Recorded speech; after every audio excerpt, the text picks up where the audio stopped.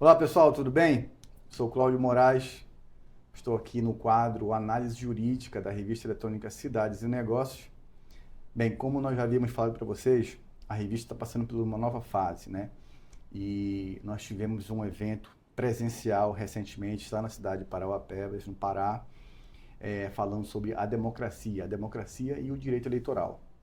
E esse evento realmente foi um divisor de águas para a gente, tá? A partir de agora, nós vamos promover vários eventos presenciais e também online. E eu vou resumir para vocês o que significa o projeto das Cidades e Negócios. Nós queremos tratar sobre assuntos, especialmente aqueles assuntos que envolvam a administração pública, que impactam a sociedade de forma diferente, tá? E via de regra, esse impacto que é feito, esse impacto à sociedade, geralmente tem envolvimentos com a administração pública. Então, é essa pegada da revista Cidades e Negócios. E hoje, a gente tem a honra aqui de ter presente conosco o grande Hugo Paiva. O Hugo, ele é servidor de carreira da Agência Nacional de Mineração, ANM, e ele é o atual gerente regional da agência no estado do Pará. Hugo, muito obrigado por estar presente aqui conosco. Já te falei agora há pouco, a gente não está numa entrevista que eu não sei fazer entrevista. Eu sou um amigo, um parceiro, um colega, um amigo seu, que quer bater um papo. E a gente quer apresentar um pouco você e a agência para o nosso público. Seja bem-vindo aqui na revista. Obrigado, Cláudio. Obrigado, Cidades e Negócios. É um privilégio, uma honra grande poder participar desse primeiro encontro, né, desse primeiro formato da revista, dessa sua nova fase aí de empreendedor na comunicação e na divulgação, na promoção do acesso à informação. E aí, eu como pessoa, como seu colega, seu amigo e como servidor da casa, da agência, a gente se dispõe a participar não só desse, mas dos demais encontros que possam promover, que possam difundir conhecimento cada qual no seu quadrado, né? Dentro de cada um das próximas pessoas que virão, cada um na sua área. E acredito que aqui para a mineração, o bate-papo vai contribuir muito para as pessoas que nos assistem. É verdade, Hugo, não tenho dúvida não. Inclusive, Hugo, antes da gente iniciar um bate-papo bem legal sobre mineração, eu queria saber um pouco do Hugo. Quem é o Hugo? Onde você nasceu? Você é de Belém? Você está aqui há quanto tempo? Conta um pouquinho pra gente aí, Hugo, sobre você. Eu sou um cara simples, eu sou sincero demais até para falar a verdade, conhecido como super sincero às vezes, né?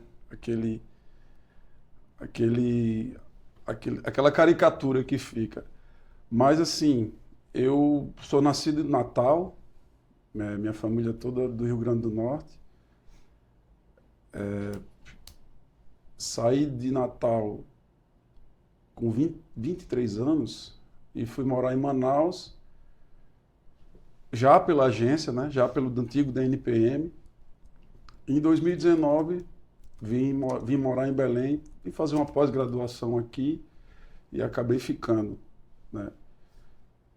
E assim, sou um cara aqui apaixonado pela cultura paraense, pela culinária, pela música, fã do super pop, né? Torcedor da Tuna Luso. Legal. Valorizo muito as questões regionais daqui. Me sinto muito bem adaptado e feliz, né? Com as possibilidades, né? Que assim, a gente vive num estado rico demais, valoroso demais, honrado, mas que ainda está se descobrindo, né? Uma coisa que eu falo às vezes é que o paraense tem um orgulho muito grande de fazer parte disso, né?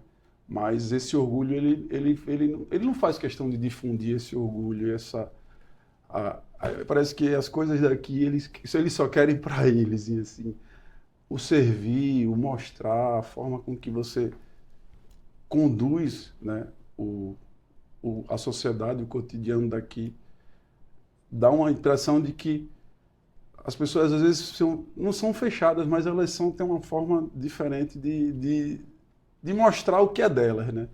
Sou um cara que Comecei na agência, no antigo DNPM em 2010, como técnico de mineração. Minha vida na mineração começou quando eu ingressei na Escola de Mineração do Rio Grande do Norte e o IFRN em 2006. 2008, finalizei o curso, fiz alguns estágios. Em 2010, fui aprovado no concurso do DNPM e fui para Manaus. Na época, era estudante de engenharia, mas já tinha convicção de que queria seguir na carreira de geologia, de geólogo. Então, concluí minha faculdade de geologia no Amazonas, na UFAM, e em 2019 cheguei aqui na UFPA para fazer mestrado. Passei um tempo fazendo essa pós-graduação e quando retornei às atividades da agência, já retornei aqui, trabalhando aqui na gerência aqui do Pará. Então, assim, esse é um pouco do histórico do Hugo, né? Meu primeiro emprego, meu primeiro emprego foi como servidor público. Então, assim, não tenho experiência de outro emprego, a não ser estágio, né? Então, minha vida profissional toda foi dedicada ao serviço público. Bacana, bacana, Hugo. Muito legal, é interessante. E hoje, Hugo, por exemplo, me conta um pouco como que hoje está a Agência Nacional de Mineração. A gente está passando aí por uma situação especial ultimamente, né? Eu queria que você pudesse falar um pouco sobre a agência, porque antes de você comentar, inclusive eu quero falar o seguinte, eu vou dar até a minha opinião antes de te ouvir. Infelizmente, nós estamos vivendo uma situação dessa no Brasil. A Agência Nacional de Mineração, ela precisa ser, ela não precisava não, ela precisa ser uma das agências mais destacadas dentro do governo federal, com uma atenção das autoridades públicas, uma atenção muito especial, e infelizmente nós não temos isso ainda. E você tem a certeza que você tem aqui na sua frente um defensor, tá? E um torcedor, um defensor também, e tudo aquilo que tiver ao nosso alcance, a gente também quer poder colaborar com a luta dos servidores da ANM. Eu queria te ouvir um pouco agora sobre a ANM, a estrutura dela, o que está acontecendo atualmente. Cara, veja, é muito delicado, né? Porque a gente pode até falar, assim, o serviço público no Brasil, ele passa por um momento muito complicado, a ANM em especial, mas eu acho que isso não é só privilégio da ANM, o reconhecimento profissional das pessoas que ali estão, a falta de estrutura, a falta de qualificação.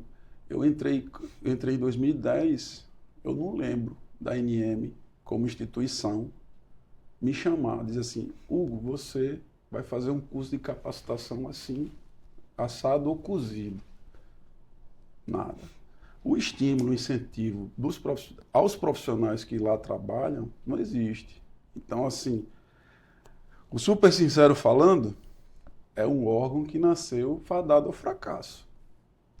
É uma pena falar isso, não sei se a gente vai poder ser editado ou não, mas é uma coisa que é feita para não funcionar. Uma coisa que é feita para não funcionar, porque te dão o mínimo do mínimo, do mínimo, do mínimo, do mínimo, e ainda acham que te dão muito. E aí, as últimas medidas em favor da agência, com a aquisição de 40 servidores para o quadro de barragem, foi em decorrência dos desastres, Brumadinho e Mariana. Então, assim, a gente vive num caos generalizado, caos institucional, e que é muito complicado falar sobre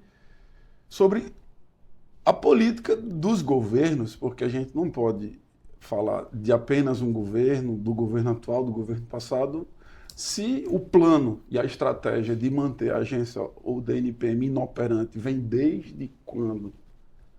Porque hoje a gente não tem condições de exercer, de prestar um serviço de qualidade para a sociedade. Não tem. Sendo uma agência estratégica, né?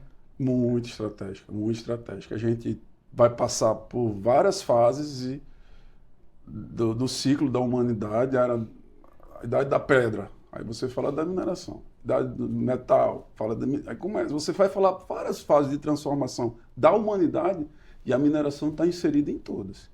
A gente vai acabar, recentemente, a gente vai passar pela transição energética, aí vamos ter que eliminar o consumo de combustíveis fósseis, aí já se fala na mudança da matriz, quais são os minerais que, dentro da tabela periódica, que são essenciais que fazem parte dessa mudança, né?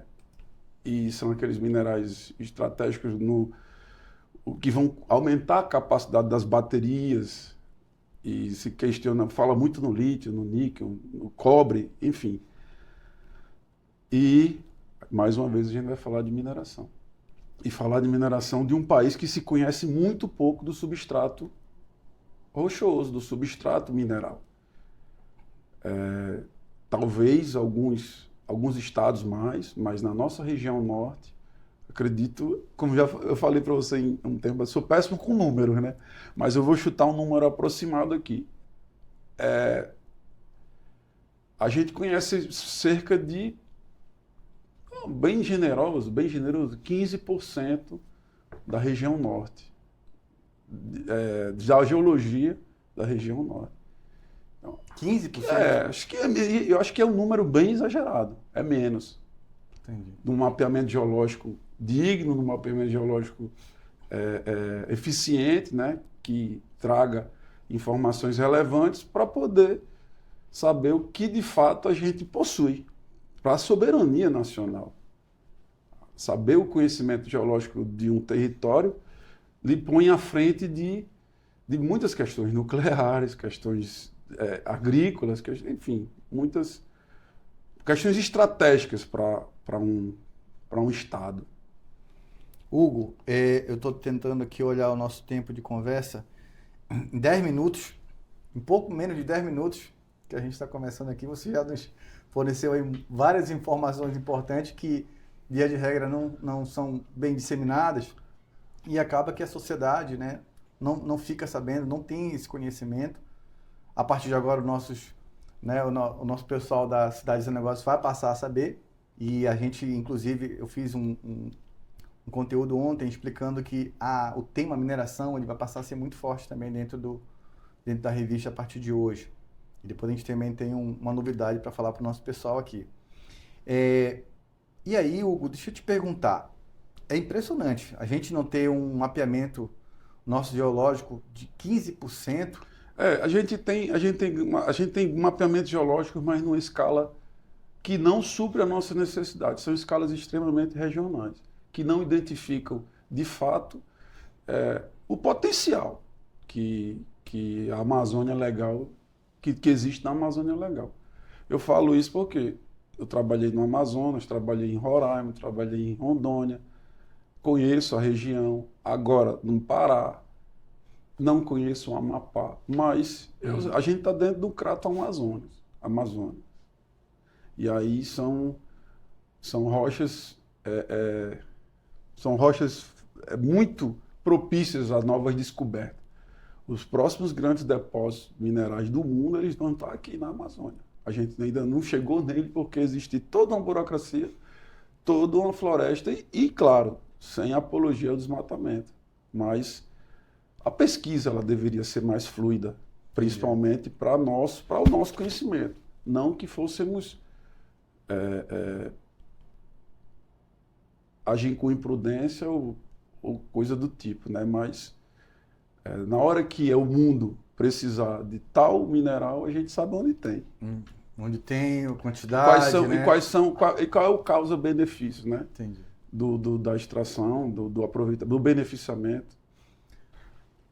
Hugo, às vezes quando se fala em mineração, as pessoas costumam pensar o seguinte: a mineração são aquelas grandes empresas que a gente está falando aqui da exploração do ferro, do ouro, mas talvez, via de regra, talvez a sociedade não tenha noção da dimensão que é, né, a mineração no nosso dia a dia. Tem como você dar explicar um pouco para a gente sobre isso? O que no dia a dia as pessoas se deparo com alguma coisa, com um benefício da mineração, né, o resultado, e não sabe que aquilo... Olha, vou fazer uma coisa que me surgiu aqui na cabeça agora. As pessoas que estão em casa, estão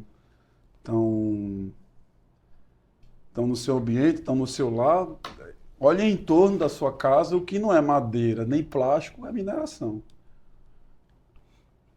Talvez o colchão, o tecido, né? Tecido também não é mineração, mas às vezes, salvo engano, tem alguns tecidos que se utilizam de agentes químicos ou insumos minerais, né? Entendi. Não de fato a mineração, mas a mineração está envolvida dentro do processo. Uma TV dessa, um notebook desse. Tudo. Circuitos eletrônicos, é pura mineração. São metais conduzindo microvolts e tudo é mineração. Não, aí vai dar areia, né? Da areia do tijolo, da areia, do cimento, do porcelanato, interessante. Do cabeamento elétrico, de tudo. A luz, a lâmpada, o cristal, a mineração, a areia, tudo é mineração. Não tem como fugir disso. Incrível, incrível. Incrível que isso é tão presente na nossa vida, mas realmente talvez esse olhar mais amplo de que é a mineração, como que ela é importante, talvez realmente eu possa até chutar aqui, a maioria da sociedade, a maioria da população não saiba. E eu te pergunto, e faço o seguinte, né? A gente, por um lado, tem essa dimensão, esse tamanho, esse gigantismo que é a mineração, e por outro lado, né, você já bem explicou, e as pessoas que acompanham a gente aqui, que tem um pouco de informação, que sabe do que está acontecendo com a ANM, é um contrassenso a gente ter uma agência que cuida de algo dessa magnitude e não ter ali o cuidado necessário, né? O cuidado significa cuidado de estrutura, cuidado de pessoal, ou seja, todo um coletivo, todo um sistema que está no entorno ali da agência, que precisa ser muito bem cuidado, porque esse bem cuidar da agência significa bem cuidar da sociedade. Claro, não é isso? claro. Essa relação é direta. Veja,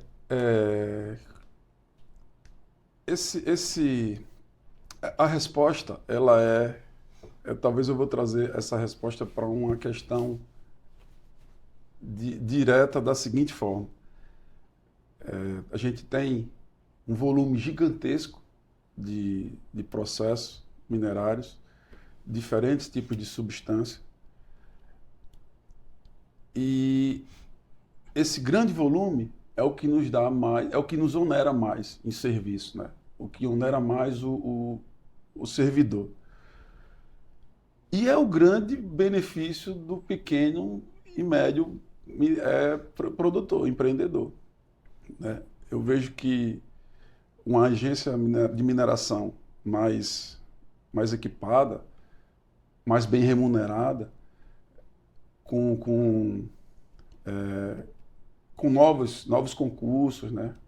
A reciclagem da mão de obra ali, vai poder prestar um serviço de melhor qualidade para a sociedade e vai poder atuar melhor no que impacta direto os municípios, né? Os estados e municípios, que é a arrecadação.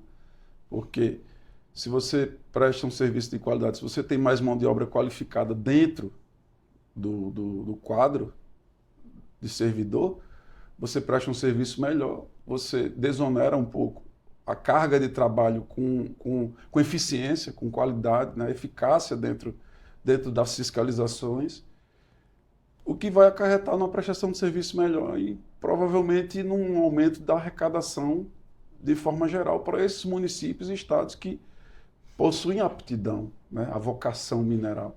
E aqui no Pará a gente é só o que tem. Pronto, tá cercado. Então pronto, você acabou entrando aqui num ponto. Você falou agora há pouco quando você morou em Manaus, veio para o Pará, está aqui em Belém já há 4 anos. 4 anos. 4 anos. E aí, Hugo, queria te perguntar aqui sobre a vocação do Pará para a mineração e O que você entende, como você percebe essa nossa a vocação por um lado e a atenção que a gente dá para a mineração do outro? É compatível? Não é compatível? Como que é isso? O que você vê? A vocação ela é indiscriminada, né? A vocação que o Pará tem para a mineração é uma terra abençoadíssima por Deus. E se a gente for acreditando em Deus e acreditando um pouco na ciência, se a gente for discorrer um pouco da evolução, né, do planeta, evolução dos continentes, a gente vê que aqui na região norte, né, e especialmente no Pará, a gente tem municípios extremamente vocacionados à mineração. É assim, com relação à atenção, eu queria muito poder falar daqui a uns 10, 20, 30 anos e poder dizer que os municípios mineradores hoje do Pará são municípios modelo a nível de Brasil, porque não adianta falar de mineração sem também falar de educação, né? Sem falar do básico ali, do que a mineração é, do envolvimento com a sociedade, com o meio ambiente, do que o conjunto representa. E quando você entende o que o conjunto representa, você remete à seguinte situação. O recurso, ele é finito, né? Ele tem dia e hora para acabar. Quando falamos de ferro, cobre, manganês, ouro, uma hora aquilo vai ser exaurido, as reservas vão ser exauridas até novas descobertas, e essas novas descobertas vão ser exauridas e até novas descobertas, e até a gente pensar em outra forma de reciclar o que já foi produzido, enfim. Mas, a partir do momento que você põe em xeque de que o recurso ele vai se exaurir, a compensação, né, a compensação financeira ou a transição do modelo econômico social de um município, de um estado, ele também precisa ser transicionado. Porque a mineração vai te fornecer insumo até determinada data e a partir daí a gente vai viver de quê? Uhum. Então, mesmo no desenvolvimento dessas atividades, dos grandes projetos, dos pequenos, médios projetos, enfim, de tudo, tem que se pensar numa forma de dar mais educação, dar mais alternativas, né?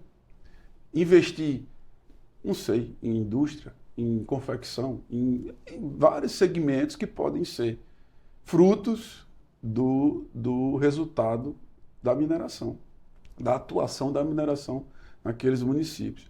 A mineração tem um grande problema, chamado rigidez locacional. E esse problema da rigidez locacional,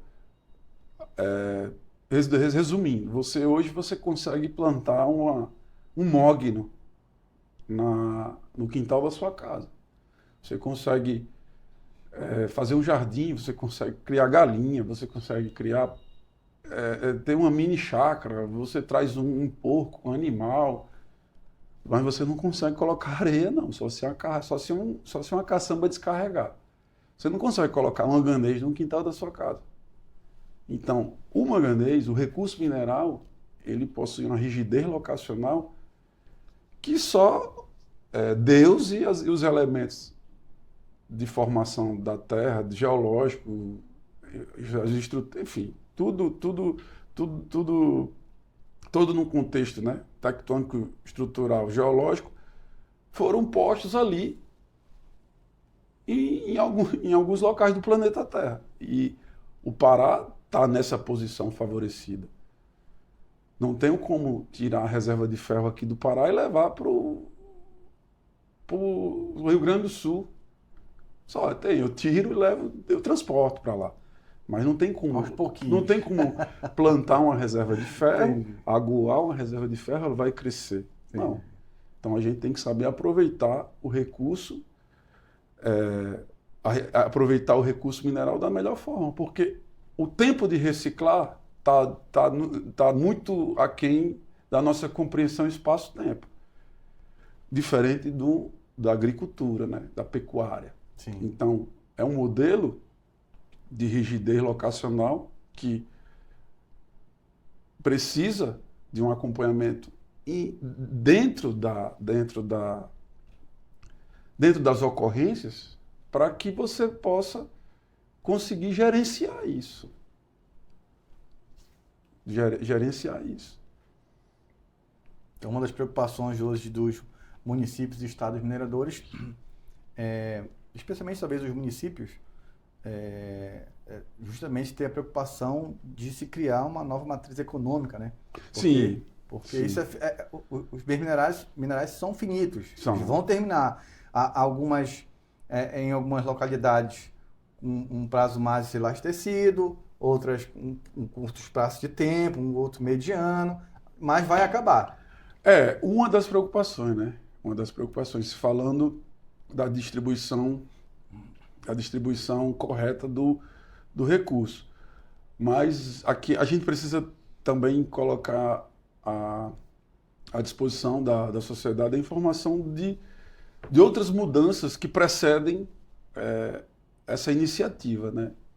Eu vejo muito forte a questão da ilegalidade aqui na região do Pará, o descontrole um pouco do recurso, mas também tem um avanço, né, na projeção das fiscalizações, do intercâmbio entre as instituições federais, estaduais, uma rede de monitoramento para que a gente possa, de fato, proporcionar uma qualidade de vida melhor para as pessoas que estão ali do lado, né? Que estão ali vivendo aquela realidade. Não adianta a gente fomentar a atividade legal, meia dúzia enriquece ilicitamente e a grande maioria chupa o dedo. Exatamente. É interessante. Vou fazer uma reflexão aqui contigo, Hugo, que é o seguinte. Os bens, né, os bens minerais, eles pertencem à União, certo? Eu te pergunto o seguinte, como que hoje funciona a questão dos requerimentos, né, para se explorar um bem mineral? Como que funciona a questão dessa autorização, da liberação? E eu quero fazer uma análise sobre isso da seguinte forma. A geração que hoje está aqui presente, nós que estamos vivos, e as gerações futuras, meus filhos, meus netos, meus bisnetos, todos nós e eles, temos o direito de explorar, de ter o benefício, na verdade. Não estou falando de explorar, não. Nós temos o direito de ter o benefício da exploração racional desses minérios, né, desses minerais. E o retorno financeiro que ele proporciona para os entes públicos, governo, União, estados e municípios, Distrito Federal, para que isso se transforme em infraestrutura, se transforme em benefícios para a sociedade. Só que aí tem o seguinte, eu quero que o meu filho aproveite essa boa exploração, esse bom retorno da exploração dos minerais. Eu também quero que meus netos e bisnetos. Mas eu também quero que essa geração que está aqui também se beneficie disso. Aí eu te pergunto, quando nós temos alguns entraves de vários sentidos. Primeiro, nós temos uma agência que precisava ser muito bem cuidada para ela também bem cuidar desse assunto que automaticamente também iria cuidar bem da sociedade. Nós não temos. E quando a gente tem esse tipo de problemática estrutural, entre outras dificuldades que de repente eu não posso visualizar, por não conhecer por dentro a questão das dificuldades, isso também não traz um prejuízo para nós que estamos aqui, que fazemos parte dessa geração, porque os minerais não vão ser explorados agora, de repente, por uma questão de deficiência, uma questão de sucateamento de uma agência que deveria ser a top, a número 1, talvez, do governo, entendeu? Ou entre as primeiras, entre as primeiras com certeza, e aí a gente não tem. Então isso vai ficar, essa exploração vai ficar para o futuro. E aí eu quero fazer uma outra relação. As empresas privadas que já possuem esses requerimentos, essas autorizações para explorar, como é que funciona a questão do tempo? Elas também não poderiam estar utilizando, administrando esse tempo. Eu tenho autorização para poder fazer exploração aqui de tantos, né? Eu tenho 10 requerimentos. E aí, como é que funciona a questão do tempo para essa exploração? Elas podem também utilizar uma administração de tempo interna na empresa, prejudicando uma sociedade. Por exemplo, a empresa X diz assim, não, eu vou fazer a exploração de 5 aqui jazidas, 5 localidades que eu tenho interesse. As outras 5 eu vou deixar para daqui a 60 anos, 70 anos, porque é o tempo que essas 5 vão se exaurir, vão estar ali pela metade e tal. Só que quando essa empresa também faz isso, ela não está também determinando, ela não está ritmo, né? um ritmo que Sim. vai impactar a sociedade? Vai, mas a gente também tem que pensar um pouco do lado de que a mineração, a gente vai falar, é a mola propulsora de um segmento, né? Se a gente falar de construção civil, a mineração vai se restringir a materiais de agregado de construção civil, a classe 2. Se a gente falar de metálicos, ferrosos, enfim, a gente tem uma linha de segmento na qual as empresas do modelo é o modelo arcaico ainda da oferta e demanda. Então, assim, eu tenho grandes reservas de cobre, de ferro, de níquel.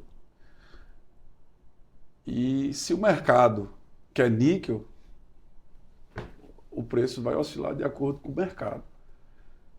E eu, como aquisitor das reservas, eu posso, claro, racionalmente, o recurso é racional, racionalmente, legalmente, ditar um ritmo para que eu não interfira tanto no mercado.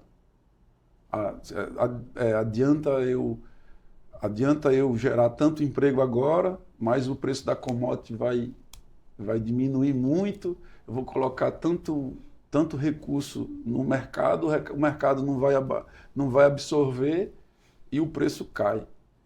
Então, eles vão tentar sempre esse máximo retorno.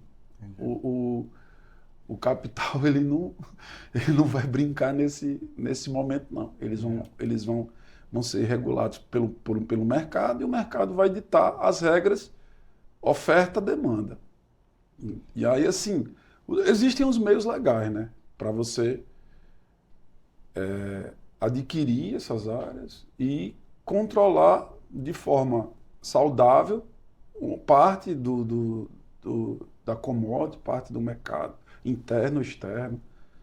Então, existe sim, mas pensando no que a gente falou atrás, na rigidez locacional, se você não usar o recurso hoje, ele não vai correr não dali. Ele vai ficar ali, guardadinho, para que no momento oportuno se faça uso dele. Entendi. Né? Hugo, fiscalização. A gente está trocando uma ideia aqui. Gente, pessoal, a gente fez algo que...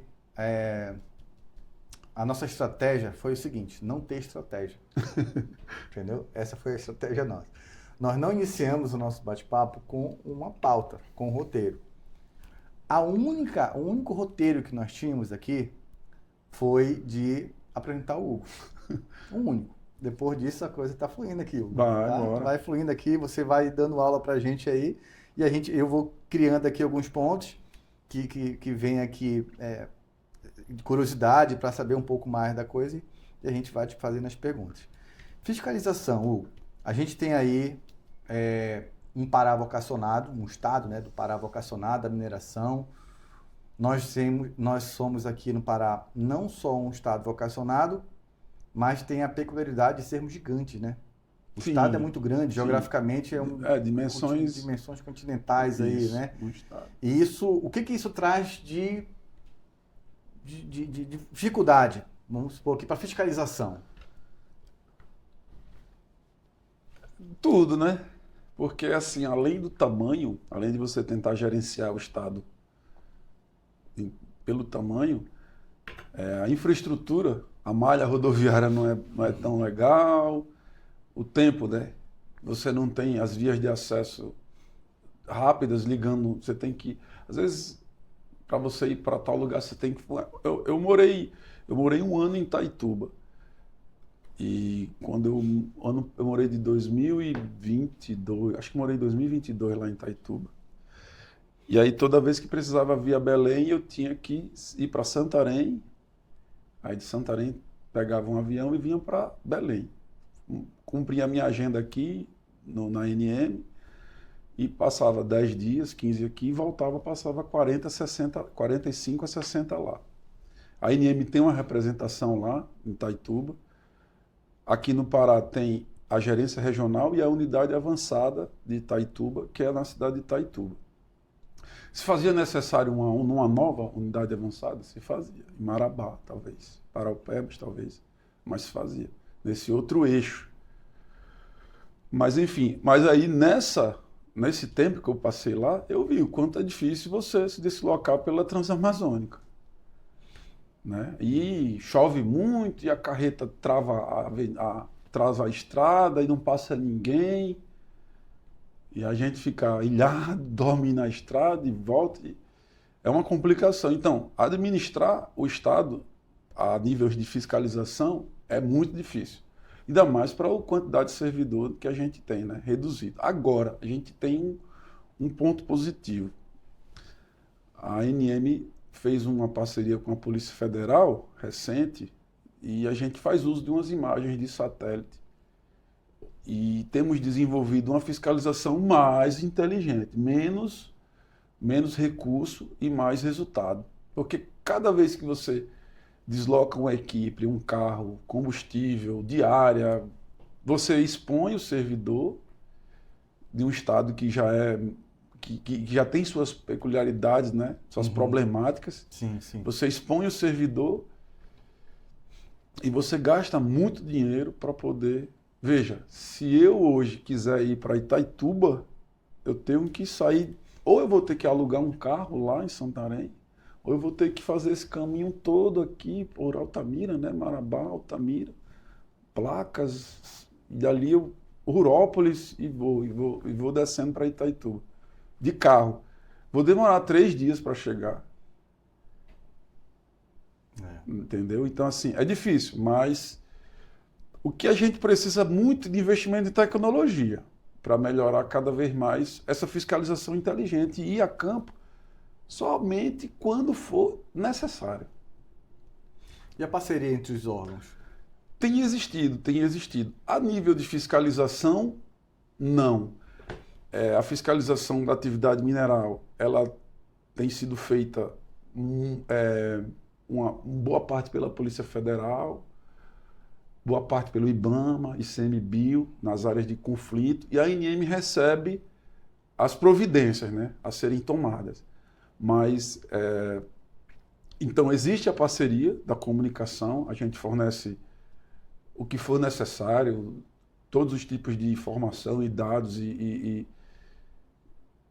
atos ou questões relevantes a tipo de processo, ao processo minerário, a legalidade de cada área, de cada atividade ou de cada operação de fiscalização.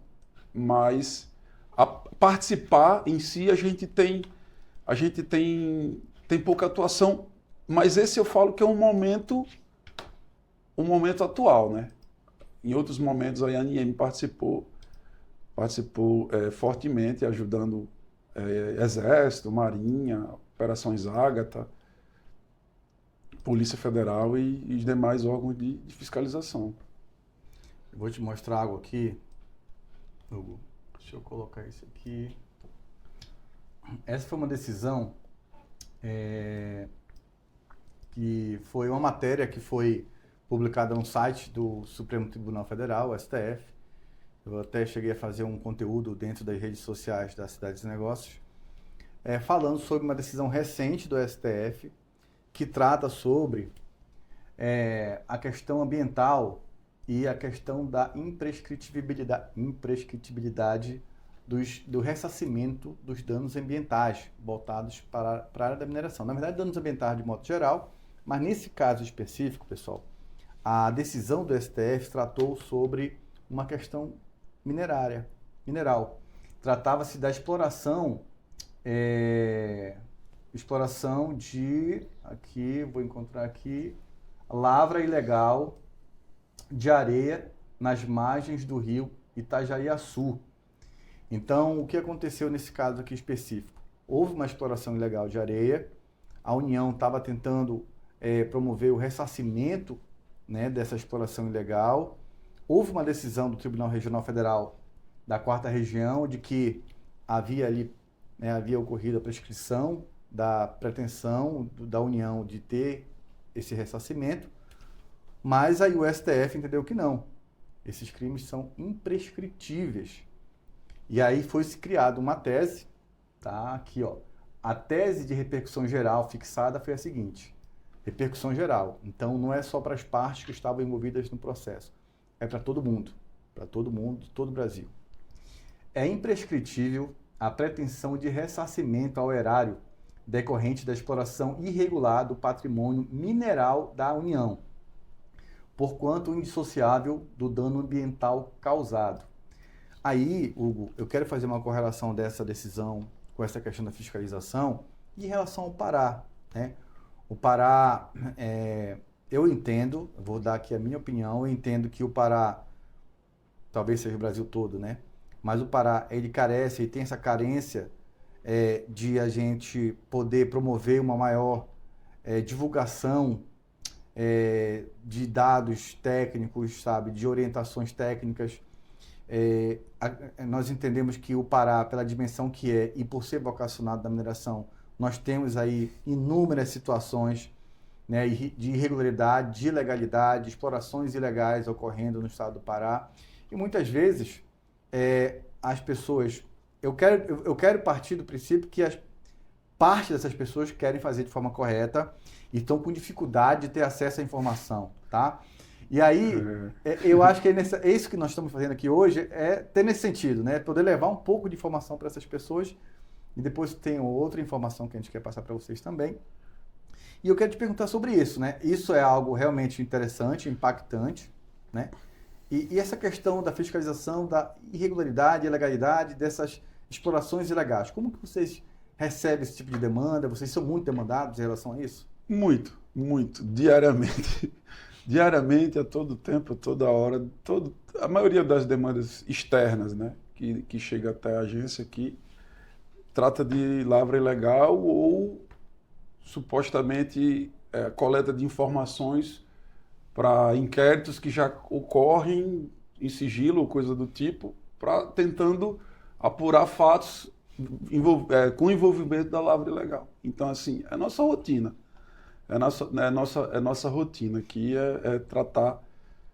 tratar a ilegalidade de forma mais consciente, né? E, assim, o intercâmbio com os demais órgãos ele tem sido bem eficaz. A gente tem conseguido, até esse tempo que eu estou na gerência, acredito que a gente tem conseguido satisfazer as demandas dentro das nossas possibilidades para a manutenção, né, e o apoio com essas informações institucionais da agência.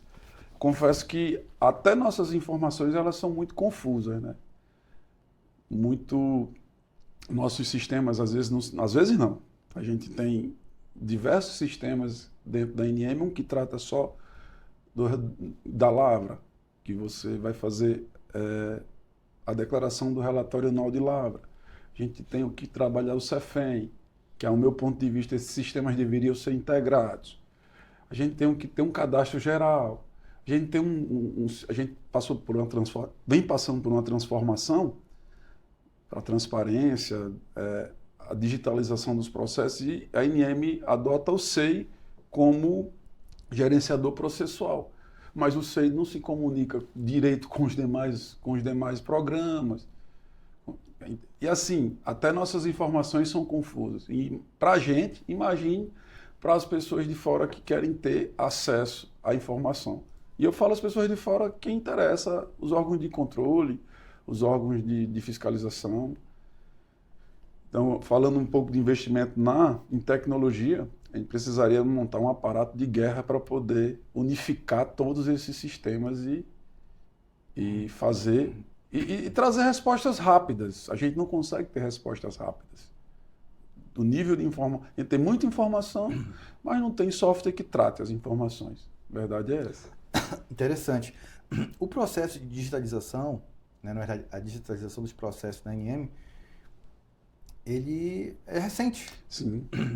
Ele veio, acho que eu não lembro de data, porque foi logo após o momento que eu pedi afastamento lá para poder vir fazer a pós-graduação aqui. Então, essa transição da digitalização, quando eu voltei a trabalhar, que eu peguei o barco andando. Mas esse era um dos compromissos, acredito eu, que na transição da NPM, a agência ANM, a transparência, né? Nós precisávamos alcançar critérios de transparência e procedimentos administrativos, até porque, cara, era muito arcaico a questão do processo físico ainda, era difícil. Interessante, porque, por exemplo, a gente está falando... Só um adendo aqui. E essa digitalização foi um divisor de águas para a gente, porque no período da pandemia, boa parte do trabalho a gente conseguia fazer de casa, ou seja, foi uma coisa meio que atropelada, mas que foi feito, se iniciou na hora certa, porque se tivéssemos deixado para fazer 2 anos depois, a ANM não teria produzido nada ou criado nenhum resultado durante a pandemia. Caramba, hein? E ia impactar muito todo mundo, porque você imagina, não ter ali os municípios mineradores, né? Não ter ali, além do impacto da pandemia, tudo, e não ter os recursos oriundos ali do CEFEM, seria algo... Você há pouco perguntou sobre a distribuição, né? Então, o CEFEM, que é a compensação financeira pela exploração, tem a alíquota por substância, que também não lembro quais são esses números. Acho que minério de ferro é 3%. Ouro é 1% ou 1,5%, também não lembro. Mas a maior parte da distribuição da renda desse CEFEM vai para o município, uma segunda parte vai para o Estado e a terceira vai para a União. E a briga grande da ANM é porque uma parcela do CEFEM que deveria retornar para a ANM não vem. Não vem, né? Não vai. Não vai. Se não me engano, era um número 70. Vou chutar aqui, eu não tenho isso de cabeça. Um exemplo, 70% para o município, 20% para o Estado, 10% para a União. Desses 10%, a ANM queria tipo 7% dos 10%. É muito pouco, e a gente não consegue, cara. A gente não consegue retornar com esse... É um investimento, né? Sim, com certeza, porque esse recurso viria para aquele que é o responsável, né? Aquela agência que é responsável pela fiscalização, pela toda a estruturação, enfim. E aí você não tem esse recurso para poder... Você acabou de falar sobre a questão da digitalização dos processos. Aí tem um ponto interessante, que é o seguinte. Nós temos a Lei de Acesso à Informação, né? A LAI. O governo federal, via de regra, ele é um ente, né? A União é um ente que costuma dar exemplos para os outros entes subnacionais, o Estado, o Distrito Federal e os municípios, no que diz respeito à organização.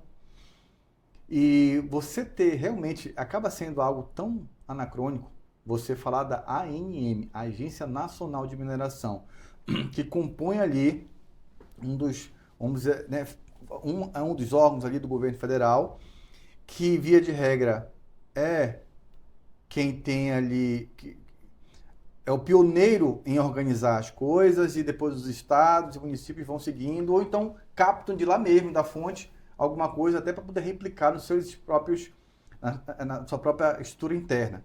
E aí a gente tem a NM com uma dificuldade de sistema e tal. É triste até falar sobre isso, mas é uma realidade que a gente precisa expor e tratar, e a gente está tratando aqui de forma propositiva, porque a gente quer que isso melhore, quer que isso aperfeiçoe. Né? Então, até a questão da divulgação desses dados, que são necessários para a sociedade, são fundamentais para os órgãos fiscalizadores, que você acabou de falar, alguém da Polícia Federal, do Ministério Público, né? De alguma entidade que precisa acessar ali os dados para poder fazer alguma investigação, alguma pesquisa, tem a dificuldade e tal. Isso realmente é chato falar sobre isso. Sim. Tem um pouco da questão institucional, né, do relacionamento institucional, que assim, eu só posso conduzir tal investigação ou tal inquérito, ou só posso receber essa informação de forma oficial. Às vezes eu me pergunto se os agentes, as pessoas dos outros órgãos, se o sistema fosse um pouco melhor, mais acessível, não que não seja acessível, mas que as informações tivessem melhor trabalhada, se eles não poderiam eles mesmos acessar e oficial tá lá, ou realmente se grande parte das nossas demandas elas vêm em função do critério oficial. Eu preciso de uma informação que venha de forma oficial para compor a peça, os autos desse processo da instrução. Tem isso, né? Sim. Mas, de qualquer forma, mesmo que isso possa acontecer, isso acontece algumas vezes, porque às vezes isso é o que acontece. O portal da transparência, por exemplo, de um determinado órgão, ele pode não estar atualizado. Isso acontece, entendeu? Eu mesmo já me deparei com algumas situações dessas do nosso cliente ali ter ali uma decisão por conta do portal da transparência, mas que o portal não tinha sido alimentado ali recentemente pela equipe que era necessária. Então, ter ali uma comunicação direta, olha, eu quero saber de tal informação, me passa aí, tudo bem, porque pode estar defasado, está desatualizado, é ótimo. Só que também tem outra questão. Além dessa comunicação entre as instituições e uma questão direta ali oficial, tem a sociedade, né? Sim. Porque por mais que aquele órgão fiscalizador queira uma informação mais fidedigna e ele faça um ofício, faça um memorando, encaminhe um e-mail institucional pedindo ali a cópia de alguma coisa atualizada, beleza. Mas a sociedade ela tem o direito de ter acesso às informações e com facilidade. E eu, por exemplo, te falo isso porque muitas vezes você está trabalhando no governo, no Poder Executivo, vou falar aqui um município, Poder Executivo Municipal.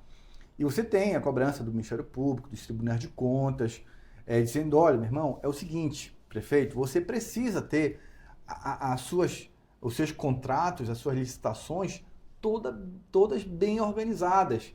Isso é aqui, aquilo ali é lá do outro lado, as dispensas de licitação são aqui, as contratações diretas aqui, a inexigibilidade, o pregão eletrônico, ou seja, cada um no seu quadrado. Sim. E mais, você precisa organizar o seu portal da transparência de forma a proporcionar ao cidadão que entra, que não é um expert em tecnologia, em informática, ter facilidade de encontrar as informações. Então, nesse caso aqui, eu entendo que também seria a mesma coisa, né? A sociedade precisa ter as informações corretas da agência, porque é aquilo que a gente falou, a mineração tá todo dia, tá no nosso dia a dia. Galgamos um degrau aí importante depois da ação civil pública que resultou num bônus, né, para a gente, com a contratação de 40 profissionais aí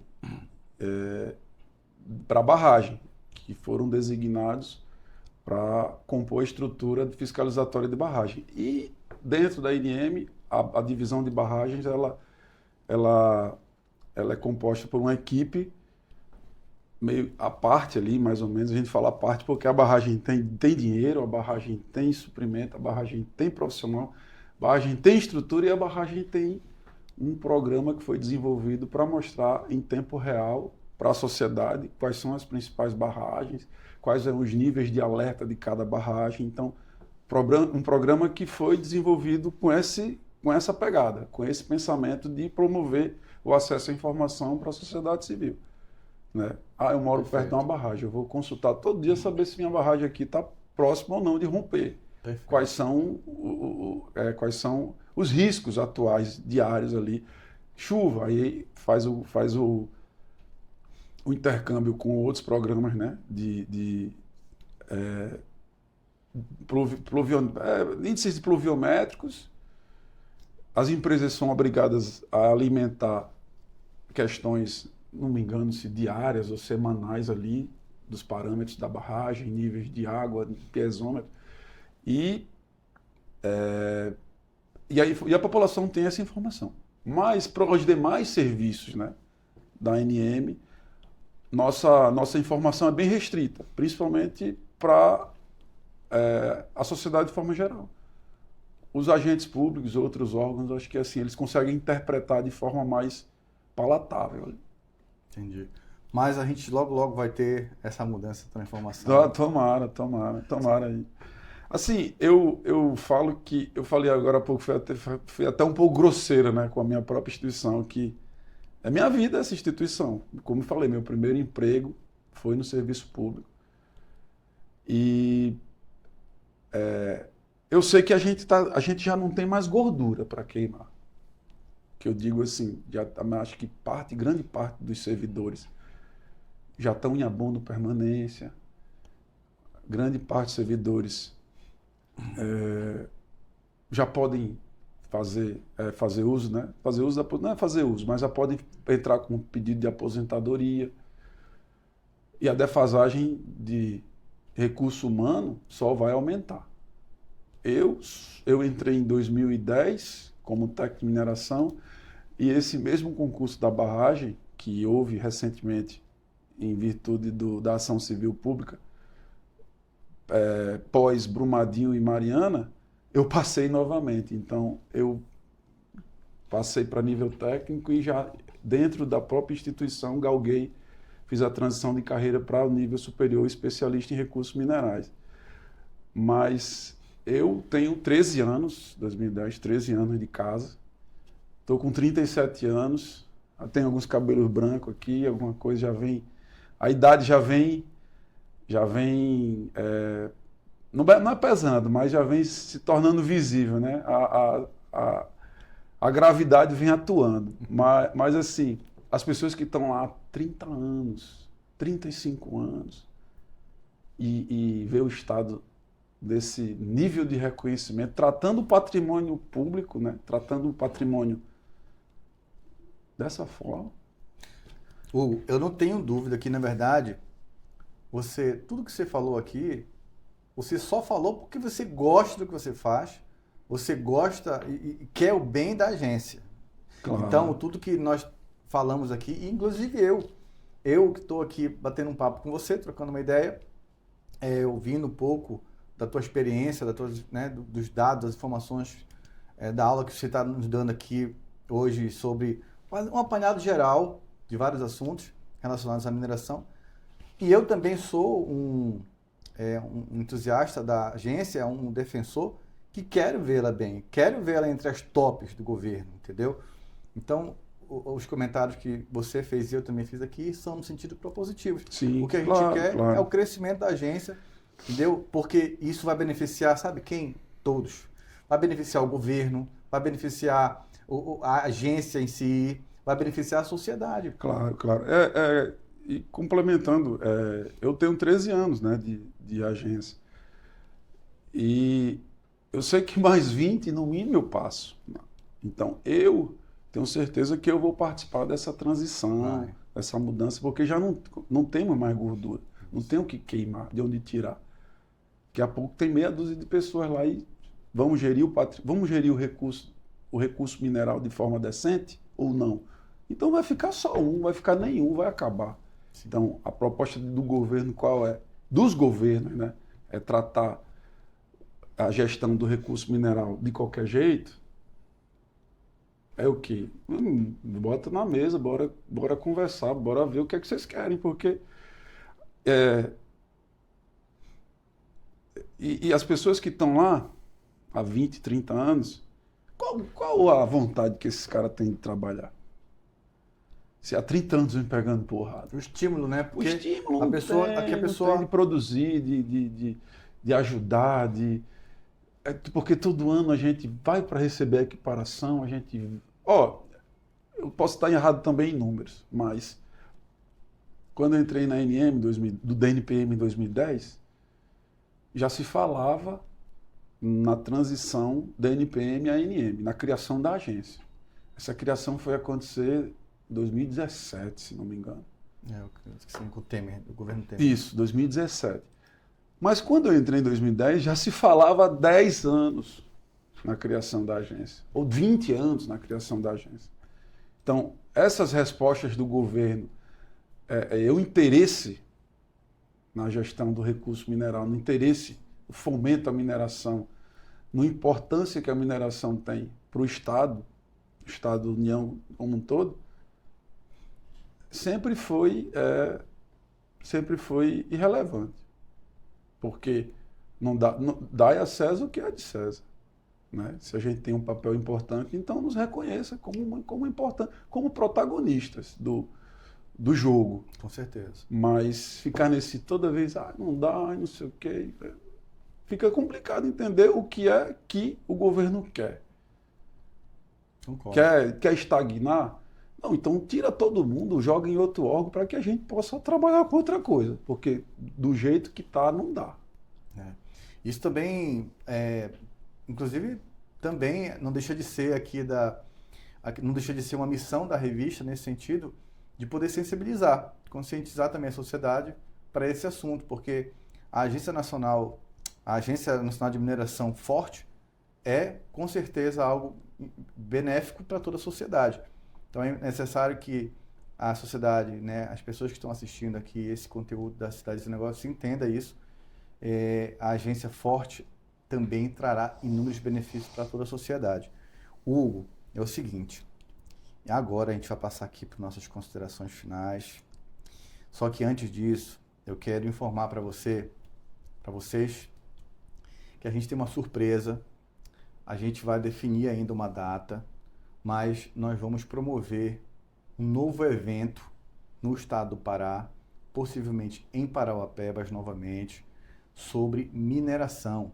E a gente deve ter a participação do nosso querido Hugo, que deve participar conosco ali desse próximo evento. A gente ainda vai definir a data, mas não deve demorar, deve ser ainda esse ano. E a gente vai fazer outros vídeos aqui na Cidades e Negócios falando para vocês da data desse evento. Vamos levar, na verdade, né, para esse evento o Hugo e outros craques da área da mineração também, para poder falarmos sobre vários assuntos relacionados à mineração, e vamos construir um conteúdo programático assim, top. Um conteúdo programático para que a gente possa levar muita informação técnica para todo mundo, não só de Parauapebas, como toda a região. O Hugo bem falou que o nosso estado é um estado vocacionado da mineração todo, né? Nós sabemos disso. Agora, é preciso que a gente tenha esse tipo de evento, de ambiente, de arena, como você falou mais cedo, para a gente poder debater esses assuntos relevantes para a sociedade. De antemão, eu quero te agradecer, tá? Por aceitar esse convite nosso, esse desafio. Porque levar um pouco do teu conhecimento, não só técnico, daquilo que você estuda, daquilo que você se dedica. Você acabou de terminar um mestrado, né? Sim. Para quem não sabe, o Hugo acabou de terminar um mestrado e está sendo assediado fortemente pelos seus professores para que ele inicie um doutorado. E a gente precisa ter esse conhecimento técnico do Hugo junto com a experiência dele, porque uma coisa é você se dedicar, saber as questões técnicas, e também uma outra coisa é você vivenciar isso. E ninguém vai tirar, ninguém consegue ter a experiência que profissionais como o Hugo têm somente através dos livros, embora os livros sejam nossos companheiros diários e permanentes. Mas a experiência do dia a dia é fundamental, e fazer essa mesclagem do técnico com a experiência é fundamental. E ter profissionais do gabarito do Hugo num evento de mineração como esse que nós estamos produzindo, que nós estamos planejando, é fundamental. Então, Hugo, eu quero aqui te agradecer antecipadamente por aceitar esse nosso convite, esse desafio. A gente vai continuar dialogando para poder te falar um pouco mais. Nós vamos trabalhar isso juntos também no que diz respeito ao conteúdo programático, os outros palestrantes que virão. Eu vou te informar isso com o decorrer do tempo. E queria também te passar aqui para você fazer as suas considerações finais aqui nesse bate-papo com o seu amigo Cláudio Moraes aqui. Cara, eu queria agradecer demais a oportunidade, o privilégio é imenso de poder participar aqui, ser o pioneiro, né, aqui nesse seu novo formato. Exatamente. Digital e esse podcast, essa conversa informal aqui que tivemos. Dizer que há uma esperança no fim do túnel, né, para o cenário. Eu já acredito que não temos mais tempo a perder. O estado do Pará, principalmente, acordou, né, para as questões, para o seu potencial, para a sua vocação. A gente precisa se unir às pessoas responsáveis, né, os assessores, a grande parte, a bancada paraense estadual, a bancada paraense federal, governador, todo mundo, abraçar a causa mesmo e fazer valer, né? Fazer acontecer da forma que deve. E a ANM é a casa do minerador. A gente está sempre de portas abertas a poder ajudar, a poder instruir. Uma coisa que eu já havia comentado com você aqui, não generalizando, mas a gente tem uma deficiência grande, né, do corpo técnico prestador de serviço aqui no Pará. A gente sabe dessa carência e está para instruir, está para ajudar. E esse evento pode ser um grande, né, grande estandarte para a gente poder fazer a coisa legal e com os olhos mais aguçados para o cenário regional, para o cenário local, para a sustentabilidade, para, né, para a governança. E acredito que é isso. Eu, mais uma vez, agradeço, Cláudio, e a gente está sempre à disposição para poder contribuir com a revista, né, e contigo. Tá Muito bom? obrigado, meu amigo. Agradeço demais, pessoal. Então, a gente fica por aqui. Antes que eu seja puxado a orelha aqui, eu quero pedir para vocês seguirem nossas redes sociais. A revista eletrônica Cidades e Negócios está em todas as plataformas digitais e o nosso site também, para vocês não esquecerem, que é o cidadesnegócios.com.br. A gente fica por aqui. Abraço. Tchau.